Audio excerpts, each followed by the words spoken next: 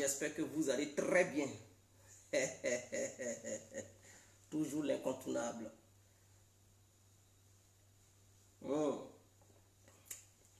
Ça va aller. Attends. Tiens. Elle va jeter. J'espère que ça va très bien chez tout le monde. Voilà, l'incontournable, bien compris, il est en famille.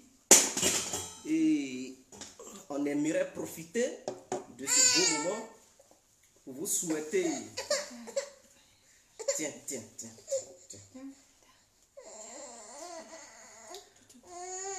On aimerait profiter de ce beau moment pour vous souhaiter nos meilleurs vœux. Voilà, bonne et heureuse année à toute la Côte d'Ivoire, à toute l'Afrique et à tous ceux qui nous suivent, qui sont hors de l'Afrique. Nous vous souhaitons une bonne et heureuse année 2022. Que dans la vie de chacun de nous, que la paix y soit. Ayez la bénédiction de notre Créateur Jésus-Christ.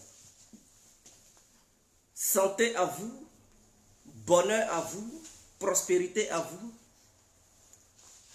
Et surtout la réussite dans la vie de chacun de nous. C'est très important, chers parents, chers amis, chers frères. Alors, j'aimerais profiter aussi de ce petit direct pour m'adresser à l'État de Côte d'Ivoire. Précisément au président de la République de Côte d'Ivoire, son Excellence, M. Alassane Ouattara, et à toute l'opposition, voilà, ivoirienne. J'aimerais parler de son Excellence, M. Laurent Gbagbo, et son Excellence, M. Henri Konan Bédié. Mon message est un message de paix. Nous sommes dans une nouvelle année. Tous les Ivoiriens et toutes les Ivoiriennes vous regardent. Toute l'Afrique nous regarde. Le monde entier nous regarde. Il y avait eu une guerre entre nous, Ivoiriens. Peut-être c'était une incompréhension entre le peuple ivoirien. Peut-être c'était une manipulation. Mais on n'était pas sages. Et cela nous avait obligés à s'entretuer. Maintenant, avec le temps, je pense que chacun de nous a fait son mea culpa. Chacun de nous a compris qu'il n'est plus l'heure, ce n'est plus le temps de s'entretuer. Ce n'est plus le temps de faire des guéguerres. Ce temps que nous avons actuellement est un temps symbolique. Ce temps est un temps où chacun de nous devrait aller vers son ami à qui il pense qu'ils sont ennemis pour s'attraper les mains. On doit s'attraper les mains, on doit faire main dans les mains pour aller dans une seule direction. Cette direction est une direction de la paix. Une direction qui unit les filles et fils du pays. Une direction qui va nous permettre de faire émerger notre nation. Personne d'autre ne peut faire émerger la Côte d'Ivoire, si ce n'est que nous-mêmes les Ivoiriens. Personne d'autre ne peut quitter ailleurs, aucune autre nation ne quittera ailleurs pour le bien-être du peuple ivoirien. C'est nous-mêmes les Ivoiriens qui allons développer notre pays. Nous, Ivoiriens, on doit mettre nos guéguerres de côté, la haine de côté, et essayer d'aller dans une seule direction, celle du développement de notre nation, celle du bien-être de chaque citoyen et chaque citoyenne ivoirienne. C'est très important. Aidons-nous vivants. Le pouvoir est mieux, je n'en disconviens pas, mais le pays est plus mieux que le pouvoir. Parce que le pouvoir passe, mais le pays demeure. Les humains passent, mais la terre demeure. Seul Dieu viendra détruire la terre. Mais tant que Dieu n'a pas détruit cette terre, elle va nous bouffer et elle sera toujours là. Alors pourquoi s'entretuer pour la Côte d'Ivoire? Cette Côte d'Ivoire est là. On a trouvé la Côte d'Ivoire en place. Nous allons partir pour laisser cette Côte d'Ivoire. Pourquoi ne voulons-nous pas faire des choses qui peuvent aider nos concitoyens et nous posons des actes qui sont contraires à nos valeurs? Ceci étant, j'aimerais particulièrement m'adresser au président de la République de Côte d'Ivoire, à tous les militants du RADP et militantes du RADP. Je sais mes propos que je tiens ici, d'autres ne vont pas apprécier cela, d'autres vont me combattre parce qu'ils ne comprendront pas le fond de mon message. Ils vont préférer plutôt regarder le visage de l'incontournable guerre complet que d'écouter ce que l'incontournable dit. Le message que je véhicule aujourd'hui, 1er janvier 2022, est un message de paix. Nous demandons, ma petite famille, et il y a d'autres Ivoiriens qui ont la même vision que moi, nous demandons au gouvernement ivoirien dirigé par son excellence M. Alassane Ouattara de faire un geste. C'est-à-dire cette année 2022, que le gouvernement ivoirien fasse quelque chose pour libérer les militaires qui sont enfermés. Que le gouvernement fasse quelque chose pour libérer tous ces militaires qui sont enfermés. Ils ont quand même fait au moins 10 ans. Je sais, on leur reproche beaucoup de choses. Et ces choses dont on leur reproche, c'est une question de vie ou de mort. On sait qu'ils ne peuvent plus ramener ces gens. Même si on les met en prison, on les maintient là-bas et qu'ils meurent, ça ne va pas résoudre la douleur de ceux qui ont perdu leurs proches. Si on les libère, ça ne va pas résoudre la douleur de ceux qui leur reprochent d'avoir commis ces crimes. Mais ne pas faire ce qu'ils avaient fait. C'est-à-dire, écoutez-moi très bien, c'est-à-dire, eux, on leur reproche d'avoir commis des actions. Voilà pourquoi ils ont été déférés en prison. Maintenant, en les condamnant et les voyant mourir aussi là-bas, c'est comme si on faisait les actes qu'ils avaient commis, les actes pour lesquels on les avait mis en prison. Ceux qui sont au pouvoir, c'est comme s'ils faisaient les mêmes actes, ils posaient les mêmes actes parce que les laisser mourir, c'est comme s'ils commettaient aussi des crimes contre l'humanité. Est-ce que vous comprenez? Est-ce que je me fais entendre? Je donne un exemple. Par exemple, tu reproches à quelqu'un d'avoir tué ton proche. Donc pour ça, toi aussi tu veux aussi l'éliminer. Mais en l'éliminant, c'est-à-dire il a tué ton proche, tu es mécontent. Et tu dis il est criminel. Donc pour cela tu te venges. Mais le fait de te venger, c'est comme si tu commettais aussi les crimes. Donc toi et lui là, vous n'êtes plus différents. Toi et lui là, vous n'êtes plus différents. Voilà pourquoi je demande au pouvoir ivoirien de ne pas rentrer dans leur jeu. Eux, vous leur reprochez d'avoir commis des crimes. Que ce soit vrai ou faux, seul Dieu le sait. Seul Dieu est témoin. Mais je demande aux hommes qui sont au pouvoir, dirigés par son excellence M. Alassane Ouattara, je demande à la justice ivoirienne, je demande à tous les procureurs de Côte d'Ivoire, de ne pas rentrer dans le même registre de chemin que ces gens avaient emprunté hier. Et ce registre pour lequel vous leur reprochez d'avoir commis des crimes, le fait de les condamner et les voir mourir, c'est comme si vous aussi vous commettez des crimes. Pour cela, ils ont été sanctionnés 10 ans de sanctions, c'est-à-dire 10 ans derrière les barreaux. C'est énorme. Faites un geste. Faites un geste qui sera un geste salutaire. Une bravoure aux yeux du peuple ivoirien, aux yeux du monde entier. C'est-à-dire en leur permettant d'obtenir la liberté. Pour leur montrer que non, eux, parce que vous leur reprochez d'avoir tué, pour leur montrer que eux ils tuent, mais vous n'êtes pas comme eux. Vous ne tuez pas à travers la prison. Vous êtes humaniste. Vous connaissez la valeur d'un être humain. Donc pour cela, vous les libérez pour leur donner une leçon de morale pour que Demain, ils comprennent qu'il ne faut pas tuer, mais il faut souvent sanctionner.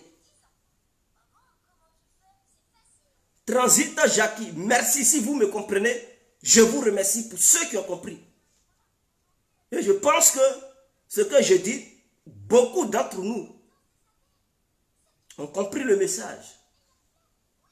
Faites un geste de paix. Ceux qui sont en exil, quel que soit ce qu'ils auraient commis, permettez-leur de rentrer au pays. Permettez-leur de rentrer au pays. J'ai écouté le député de Koumassi. J'ai dit le député, le maire de Koumassi, excusez-moi. Le maire de Koumassi actuel, et qui est au sein du gouvernement de son excellence, M. Alassane Ouattara, concernant l'affaire Charles Blé Goudé, en disant que Blé Goudé ne peut pas rentrer, il ne peut pas le laisser rentrer parce qu'il ne sait pas d'où le coup va venir. Bon, si chacun de nous, si vous ne lui reprochez rien, et qu'il n'a pas commis, c'est en dehors de la justice qu'il a subi, et qu'il a été libéré par la Cour pénale internationale. Si vous n'avez pas d'autres dossiers contre lui, laissez-le rentrer. Ne réfléchissez pas à sa place, ne réfléchissez pas, parce que les réflexions conduisent souvent aux erreurs. Parce qu'en pensant, par le fait de penser, mais est-ce que les pensées sont réellement trucs en la vérité?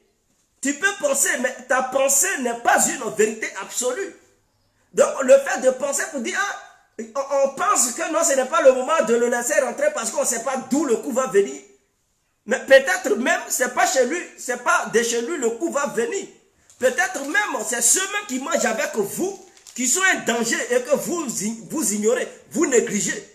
Celui qu'on pense toujours qu'il est le danger, souvent même là, le danger ne vient pas de chez lui. Hein. Souvent le danger vient des proches.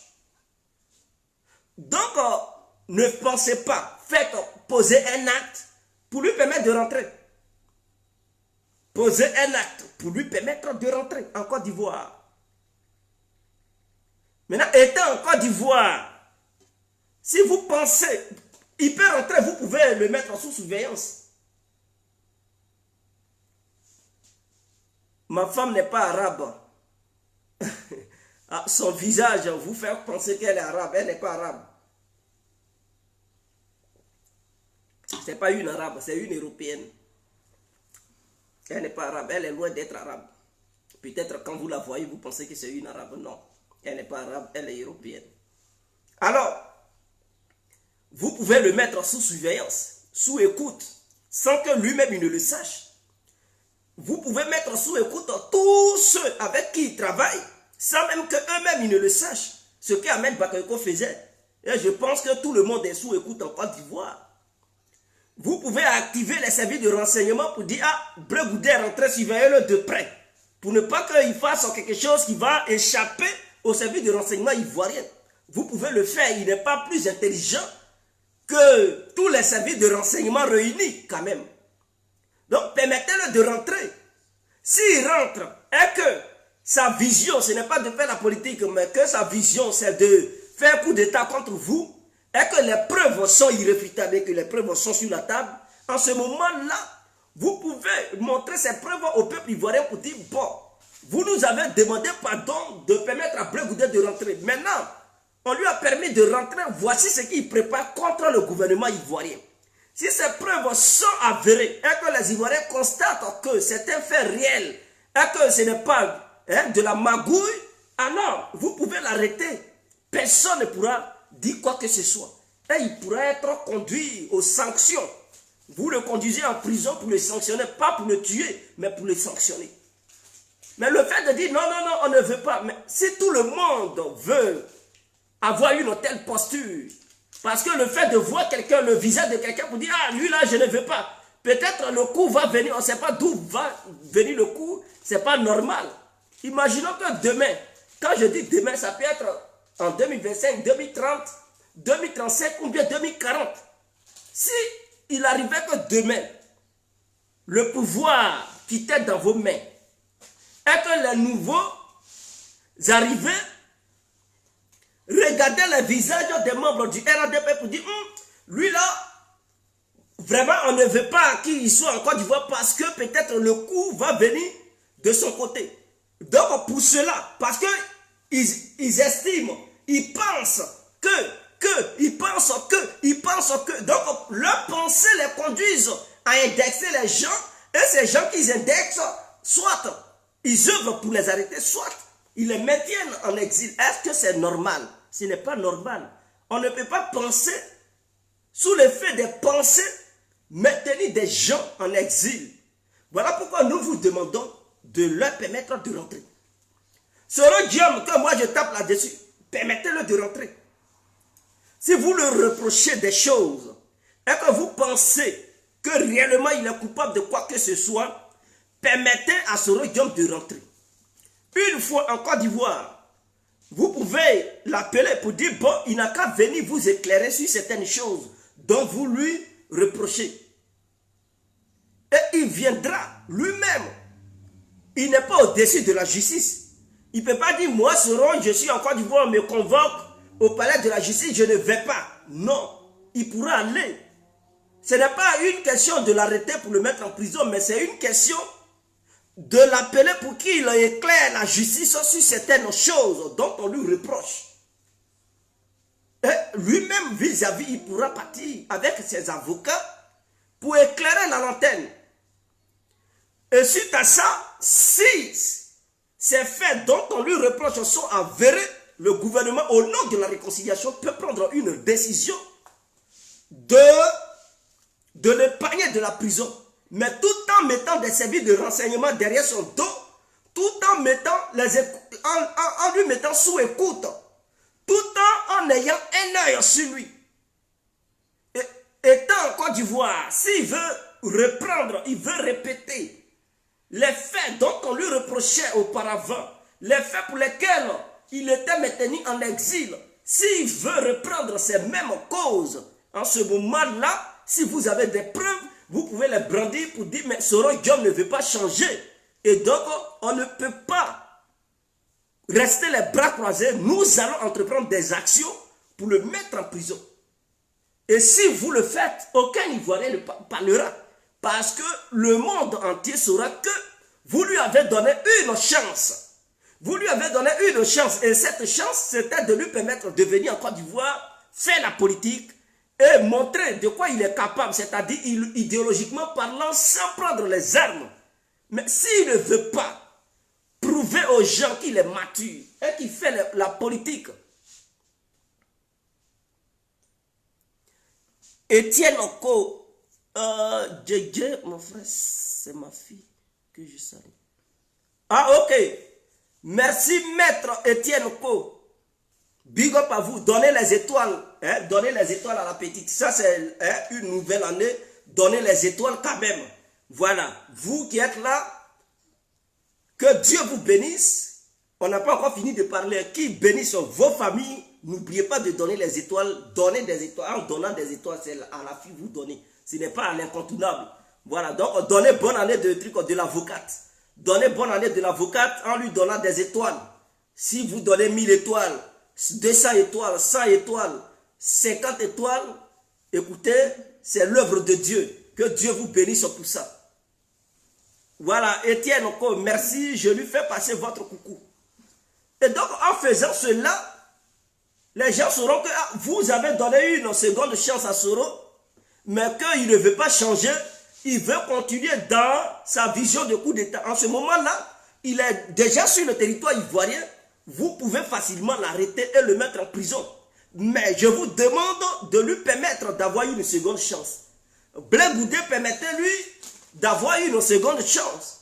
Et ce n'est pas seulement les deux, mais toute autre personne. Hein? Étant dans cette même situation, permettez à ces différentes personnes d'avoir une seconde chance.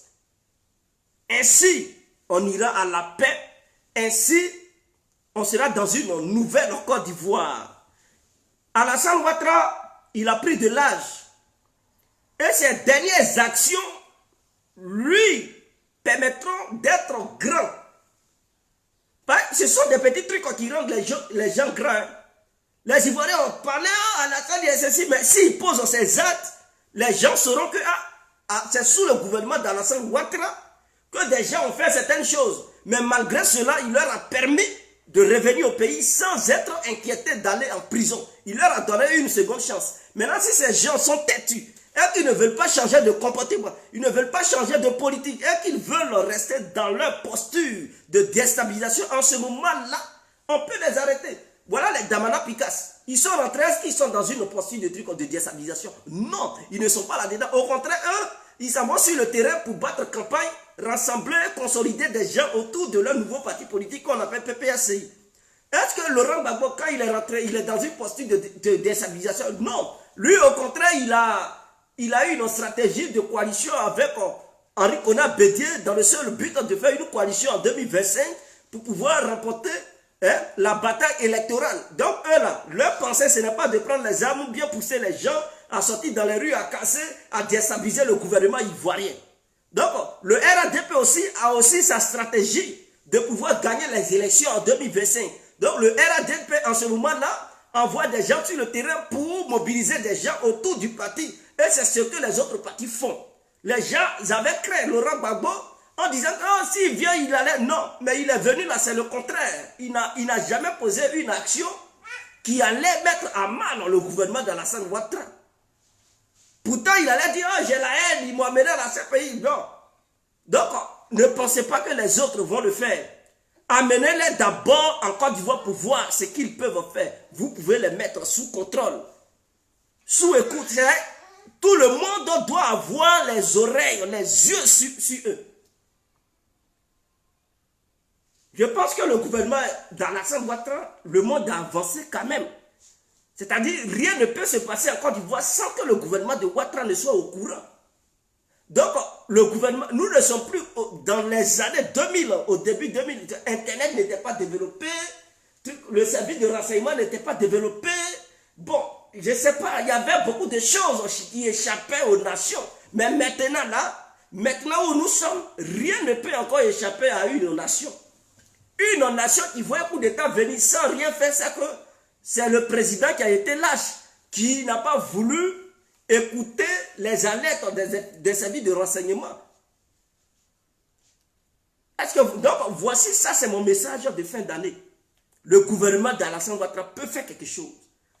Le gouvernement d'Alassane Ouattara peut faire quelque chose pour changer les choses en Côte d'Ivoire. Permettre à tous ceux-là de repartir dans leur pays natal, dans leur pays d'origine. On est ensemble, je ne vais pas trop durer et je vous souhaite une bonne et heureuse année 2022, que chacun de nous ait le cœur apaisé, que Dieu immerge un amour grandiose au sein de nous et qu'on ait une pensée humaine. Big up à tous et à toutes. C'était l'incontournable bien compris et sa petite famille. Madame et maître l'avocate. Voilà, l'avocate, elle est là, elle vous salue. N'oubliez pas d'envoyer les étoiles pour l'avocate. Voilà, donc c'est son bonne année. Ciao, on est ensemble.